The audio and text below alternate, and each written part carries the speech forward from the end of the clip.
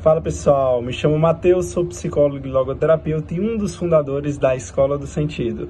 E estamos entrando aqui nos nossos trechos do nosso último aulão e nos trechos que falam sobre o amor. Então, se você se interessa por esse tema, não sai daí. Neste vídeo de hoje estaremos abordando o seguinte assunto: o que é e o que não é o amor para a logoterapia. Então, antes de irmos para o nosso vídeo, não se esquece de se inscrever no nosso canal, ativar o sininho para receber notificações de vídeos futuros e curtir o vídeo de hoje se você gosta dessas iniciativas e quer apoiar para que continuamos postando, muitos assuntos aí sobre a logoterapia, certo? No mais é isso e vamos para o vídeo de hoje. Como podemos entender o amor na visão da logoterapia? A gente já introduziu um pouco, com as colaborações que ela trouxe, mas vamos passando. Vou trazer outros elementos que se relacionam com a fala dos demais, que trouxeram desde o início do aulão. E aí, o primeiro ponto é que o amor, na visão da logoterapia, ele é visto como um ato livre, algo que é espontâneo, algo que é parte dessa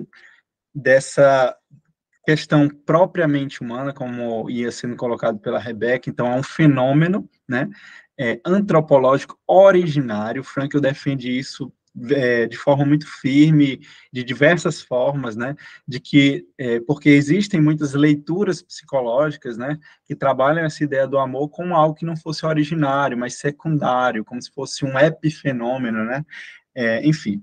Mas o Frankl diz que isso é algo originário, genuinamente humano, e próprio desse ser humano, somente o ser humano, ele é capaz de amar, e existe isso enquanto uma possibilidade deste ser, Então, o amor é um ato livre, intencional, ou seja, que se dirige, essa consciência se dirige a alguém, como a gente falou, quando a gente fala dessa intencionalidade, dessa vivência autotranscendente, pode ser em direção a algo ou a alguém, mas no tema do amor a gente se refere necessariamente a uma intencionalidade que se dirige a alguém, e a autotranscendência como, a partir dessa vivência intencional da consciência que se dirige àquela pessoa, existe uma entrega, um direcionamento, um lançar-se concretamente para o amado, para a pessoa do outro, ok? Então, entendam aí a correlação entre a intencionalidade e a autotranscendência, e a autotranscendência enquanto essa vivência que se dá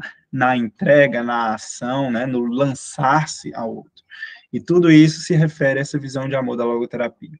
E aí também, a gente traz essa ideia do amor enquanto um ato existencial, do existencial, do espiritual, da dimensão noética, Então, eu vou trazer até uma frase que traz um pouco essa ideia de que a forma de entender, de viver o amor na logoterapia é amando, Você precisa amar, você precisa sair desse discurso e ir para a vivência do amor, como um ato concreto, como uma existência, que se lança, que concretiza na ação, na vivência diária, sobre essas questões. E o amor, como foi bem falado e repetido aqui no aulão, enquanto essa experiência singular, onde há uma contemplação desse outro que nos dirigimos como algo único e irrepetível, E o que não é um amor dentro da visão da logoterapia? Não é um mero epifenômeno, algo secundário, algo que seria visto assim como um acessório, de um processo, de um fenômeno essencial, que não teria como produzir efeitos próprios. Não, o amor é um fenômeno, na visão da logoterapia, um fenômeno originário, genuíno e genuinamente humano, Não é um efeito colateral do sexo, não é uma sublimação, como se coloca a psicanálise, por exemplo, Sublimação enquanto, sei lá, esse mecanismo de defesa, essa forma de mascarar, uma realidade para algo socialmente aceito, em termos de inconsciente ou algo do tipo. Não, na visão da logoterapia, é um fenômeno primário o amor, não é algo que se cria secundariamente, num movimento secundário, psicológico, ou algo do tipo. E o amor, na visão da logoterapia, também não é um estado de sentimentos, né? Se vê muito essa discussão no senso comum, né? De se trabalhar essa ideia, essa fala, esse conceitualizar o amor enquanto um sentimento, né?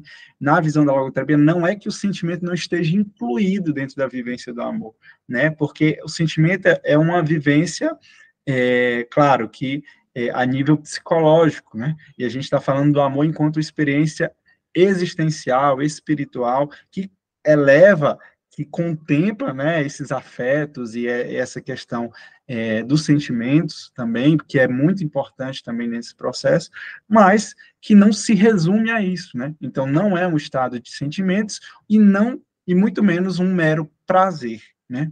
Se a gente vai tentar reduzir, né, a experiência do amor a uma vivência do prazer, a gente tem uma distoância dessa visão, né, da logoterapia para essa visão que está sendo proposta.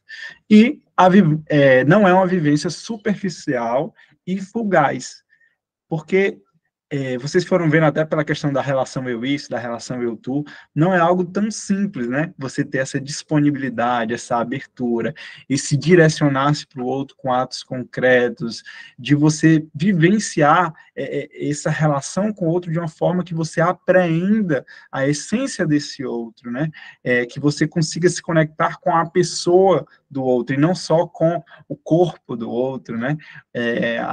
Aquilo que o outro lhe atrai no sentido emocional, por exemplo.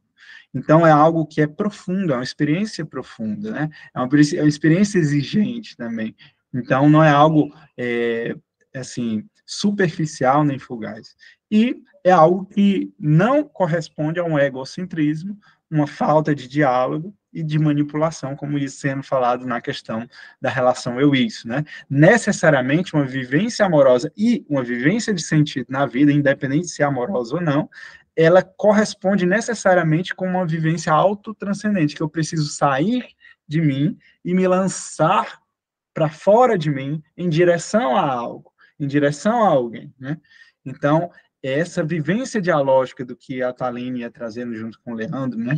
Ela precisa estar presente necessariamente para essa vivência amorosa dentro da relação. E aí uma frase do Frankl, né, que é a verdade de que o amor é, de certa forma, o bem último e supremo que pode ser alcançado pela existência humana, né, algo que a existência humana busca, né, vivenciar enquanto uma meta existencial, enquanto algo que também é um dos caminhos para se encontrar sentido na vida.